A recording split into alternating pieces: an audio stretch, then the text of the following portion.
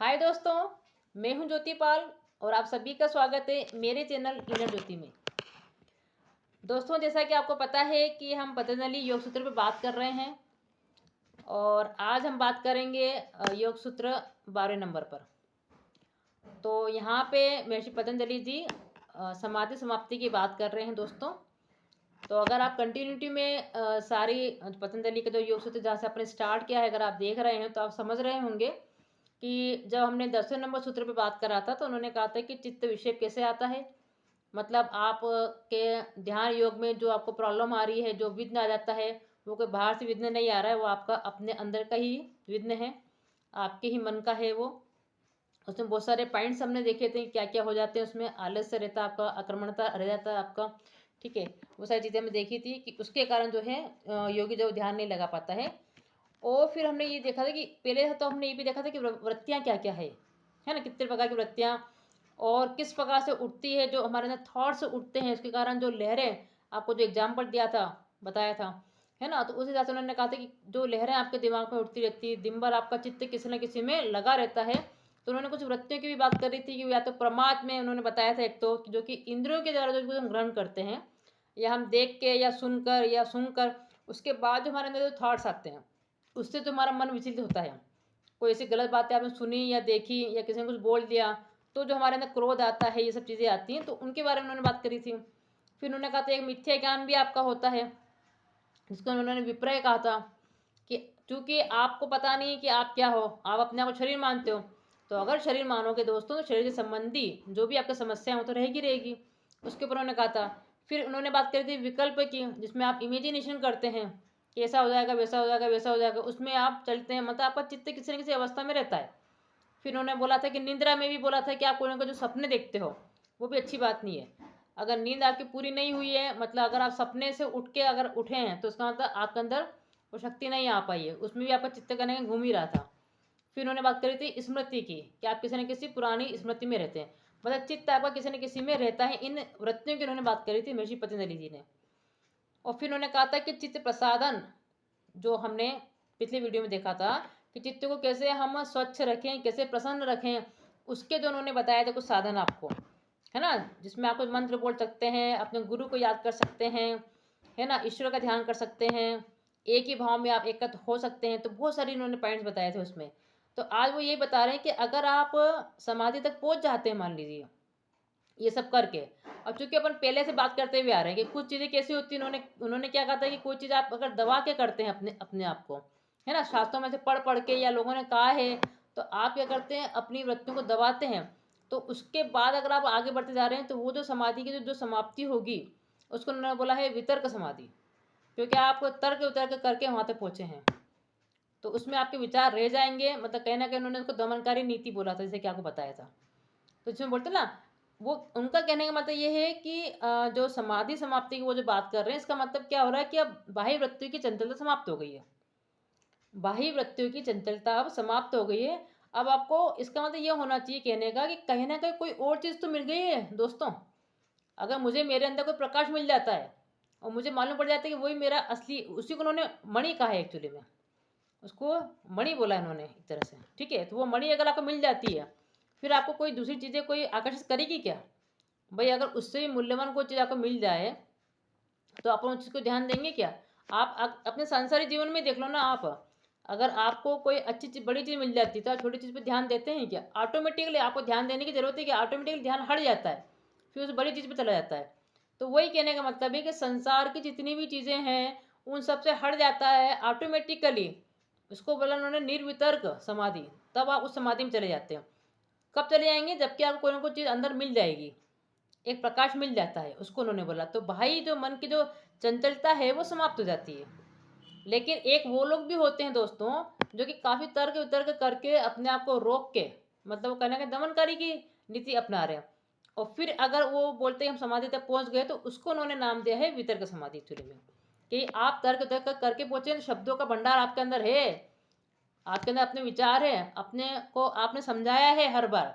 जब भी आपकी वृत्ति उठी है आपने अपने आप को बोल बोल के समझा समझा के उसको फिर दबा दिया है ना। इसके अंदर कोई चीज़ आपको प्राप्त नहीं हुई है, आप अपने आप को दबाए हुए और आपने उसका इतना अभ्यास कर लिया है, इतनी प्रैक्टिस में आ गए हैं तो आपको लगता है कि हम तो समाधि तक पहुंच गए हैं, लेकिन उसको उन्होंने क्या बोला है, वितर्क समाधि बोला है, क्योंकि तर्क वितर्क करके आप गए हैं और वो असली समाधि है ही नहीं, जैसे कि उन्होंने पहले भी बताया था कि वहाँ तो आपको मुक्ति मिलना ही नहीं है।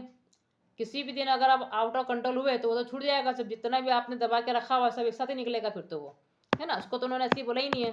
तो वहाँ वो जो मणि की बात कर रहे हैं कि अब बाह्य चीज़ें हमको आकर्षित नहीं करेगी, तो यहाँ पे बहुत बड़ा महत्वपूर्ण पॉइंट उन्होंने बोला है कि अगर वो वास्तव में निर्वितर्क समाधि आपकी है, तब वहाँ पे ग्रहण ग्रहण ग्रहिता और ग्राही ये तीनों एक हो जाते हैं दोस्तों, ऐसा उन्होंने बोला है। तो यहाँ पे वो ये बोल रहे हैं कि ग्रहण मतलब क्या, इंद्रियां जो कि ग्रहण करती है उसको उन्होंने ग्रहण बोला है। आप कोई भी चीज़ देखते हैं, ठीक है, तो इंद्रिया क्या करती है, उसको ग्रहण करती है, उसको उन्होंने ग्रहण बोला है। और जिस वस्तु को आप देखते हैं उसको उन्होंने ग्राही बोला है, वो आपकी ग्राही कहलाती है। और जो ग्रहण कर रहा है, जो उसको देख रहा है, वो आपकी आत्मा है, वो आपका चैतन्य रूप है, वो आपकी जीव आत्मा है। तो वहाँ वो ये बोल रहे हैं कि इस अगर आप निर्वितर्क समाधि पे जाते हैं तो वहाँ पे आके ग्रहण ग्रहिता और ग्राही तीनों एक हो जाते हैं, ये उन्होंने बात बोली है कि वहाँ पे कोई ग्रहण नहीं कर रहा है और ना कोई वस्तु इसमें आ रही है और ना कोई ग्रहण करने वाला है, मतलब तीनों एक हो जाते हैं, मतलब एक ही भाव आ गया इसके अंदर, ठीक है। तो यहाँ उन्होंने एक निर्वितर्क समाधि के बारे में बात करी है, उसमें उन्होंने ये बोला है, कहने का मतलब ये है कि आपको चित्त की जितनी भी वृत्तियाँ थी उन सबका समाधान हो गया है अगर आप समाधि तक पहुँच गए हैं तो। लेकिन कौन सी समाधि, उन्होंने निर्वितर्क समाधि को ज़्यादा जोर दिया है, और आगे और भी जो उनके सूत्र आएंगे उसमें उन्होंने और डिटेल में बात करी है इसके बारे में। लेकिन अभी जो उन्होंने 12वें वाले जो उसमें बताया है सूत्र में समाधि समाप्ति में, तो उन्होंने इसे दो समाधि उस पर बताया है कि कौन कौन सी समाधि की समाप्ति की उन्होंने बात करी है। तो एक आपके वितर्क है, एक आपके निर्वितर्क है, एक में आपका सविचार है, एक में आपका निर्विचार हो गया है, यहाँ उन्होंने इसकी बात करी है, ठीक है। तो एक प्रकाश हमको कहना कि दिख जाता है दोस्तों, उसके बाद जो उन्होंने समाधि घटित की बात करी है, मतलब आपके आत्मज्ञान से कि आपको कोई ज्ञान प्राप्त हो गया है, कोई ज्योति कोई प्रकाश आपको अपने अंदर मिल गया है, तब क्या होगा, आप उसी एक ही भाव में रहेंगे, फिर आपको कोई भी चीज़ जो है वो प्रकाशित नहीं करेगी, मतलब कोई भी आपके अंदर आप मिलन नहीं होगा। तो अब योगी में इतनी ताकत आ जाती है कि वो खुद अपने विचार से जो चीज़ ग्रहण करना उसको ग्रहण करेगा, जो चीज़ नहीं करना उसको नहीं करेगा, क्योंकि उसको अपने अंदर ही कोई प्रकाश मिल गया है। तो बाहर की जितनी भी चीज़ें हैं वो उसको आकर्षित नहीं करेगी, ठीक है, वो उसको डिस्टर्ब नहीं करेगी। मतलब अब चित्त क्या हो गया है, आपकी एक ही अवस्था में हो गया है, उस प्रभु की याद में हो गया है, उस प्रभु का उसको संगीत कहने के सुनाई पड़ गया है, उस प्रभु का प्रकाश को कहने के अपने अंदर अपने घट के अंदर दिख गया है, और अब वो उस राह पे चल रहा है और वो खुद ही मस्त है अपने आप में, इसकी उन्होंने बात करी है। और खुद ही मस्त है तो ऑटोमेटिकली बाहर की चीज़ें उसको आकर्षित नहीं कर रही है, मतलब डिस्टर्ब नहीं कर रही, क्योंकि ये चीज़ें तो दोस्तों क्या करती है, आपके चित्त को डिस्टर्ब रखती है ना। उसी के कारण तो अपन डिस्टर्बेंस में रहते हैं कि भाई ये इतना कमा रहा है, ये इतना वो कर रहा है, ये इतना वो कर रहा है, मुझे भी आगे जाना है, मुझे भी करना है, सारी कंपटीशन आपके इसी के कारण तो हो रही है। तो पूरी दुनिया में जो अशांति फैली हुई है वो इसलिए तो हो रहा है कि हम अपने स्वरूप को जानते ही नहीं है, हम अपने अंदर के मणि को नहीं जान रहे हैं और बाहर अपन मणि प्राप्त करने में लगे हुए हैं, एक दूसरे से कॉम्पिटिशन कर रहे हैं, जबकि वो मणि सबके अंदर है दोस्तों। भगवान ने सबको दिया कि वो सभी भगवान के अंश है। लेकिन हम अगर उस समाधि तक जाएंगे, वहाँ तक पहुँचेंगे, उसको देखेंगे, समझेंगे, उसका अनुभव करेंगे, तभी तो वो हमारा अनुभव होगा। अब वो तो महर्षि पतंजलि का अनुभव है, या कोई बुद्ध का अनुभव हुआ, या महावीर स्वामी का कोई अनुभव हुआ, तो उनके अपने अनुभव है, कृष्ण भगवान का अपना है, तो वो अपने को सिर्फ बताते हैं कि भैया मैंने ये चीज़ अनुभव करी है ना। लेकिन सबको जो है आध्यात्मिक जीवन में दोस्तों क्या है कि अपना अनुभव खुद को प्राप्त करना होता है। और सामाजिक जीवन में या सांसारिक जीवन में जरूर ऐसा होता है कि किसी एक के साथ कोई गलत हुआ तो उसने क्या गलती करी दूसरा को समझ जाता है। अगर वो बोल रहा है कि भैया आग में हाथ डालोगे तो जल जाओगे, तो अपन समझ रहे हैं कि आग में हाथ नहीं डालना है, ये चीज़ समझ में आती है, ठीक है। लेकिन आध्यात्मिक जीवन में क्या होता है, वो चीज़ आपको अनुभव करना पड़ता है। कोई कोई चीज़ बोलता है तो आपसे सुन के या उसको समझ के ऐसे समझ लेंगे कि हाँ मैंने भी उसको बता दिया, उसको समझ में आ गया, तो ऐसा नहीं होगा वो, जब तक आप उसको अनुभव नहीं करेंगे।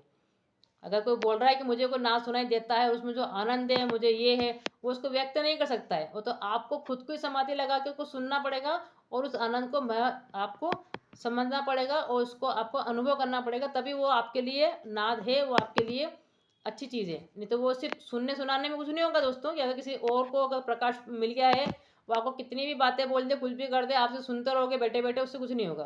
भले वो कितना भी सही बोल रहा है, वो सही है अपनी जगह, लेकिन वो आपका अनुभव नहीं है।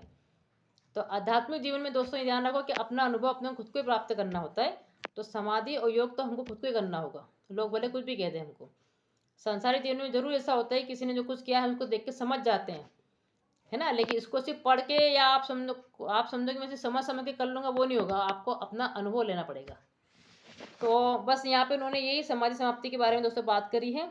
तो इस मतलब कहने का ये हो गया कि हमको अपने असली समाधि तक जाना है, तो हमको खुद को इसके लिए एफर्ट करना होगा, हमको खुद को ही अपने लिए समय निकालना होगा, और अपने मन को शांत करने के लिए जो जो चीज़ें उन्होंने बताई है, पहले भी उन्होंने बहुत सारे उपाय बताए हैं, उन सबको फॉलो करना होगा दोस्तों, और उस राह पे चलना होगा, तभी हम अपने अंदर की उस मणि को प्राप्त कर सकते हैं, उससे परिचित हो सकते हैं और उस आनंद को अनुभव कर सकते हैं। तो ठीक है दोस्तों, आज के लिए इतना ही है, और आप इसी प्रकार से चैनल पर बने रहें, देखते रहें, और चैनल को लाइक करें, शेयर करें, सब्सक्राइब करें। Thank you so much.